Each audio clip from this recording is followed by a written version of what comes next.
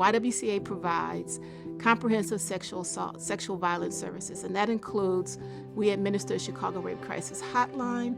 That's one branch. So the other branch is counseling. And then we also do advocacy services. So advocacy shows up if you present in an ER and you need support. They also do the legal piece. VOCA funds are 80% of our sexual violence and support services budget. VOCA stands for Victim of Crime Act. They're dollars that are levied on corporations and other businesses that have done bad things, whether it's fraud or other criminal actions. And they're federal funds that come to the state to organizations such as the YWCA. We lost 49% of those funds this year. From a service perspective, it means that we have fewer staff delivering the services, and we're able to provide fewer services as a result to survivors of sexual violence.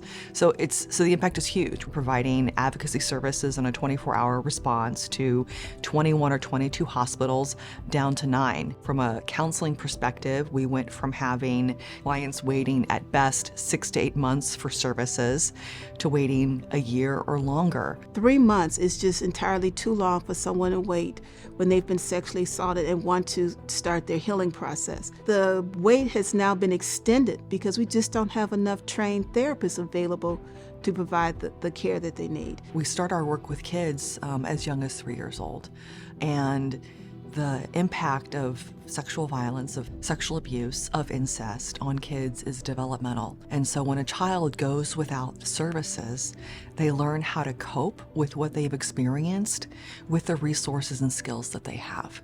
And some of those skills are maladaptive. They can be at higher risk for other things, psychiatric issues, running away, human trafficking.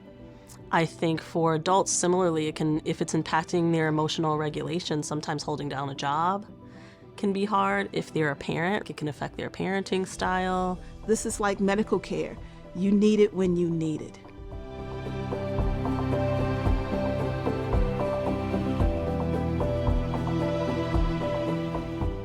The YWCA is the largest provider of sexual violence support services in the state of Illinois. And without the support that our services provide, you're talking about a significant financial impact on the workforce, on hospitals, mental health care. So if anyone wants to think that these cuts are only negatively affecting organizations like ours, they're wrong. This has an effect that is going to permeate everyone's life, whether you are a survivor of sexual violence or not.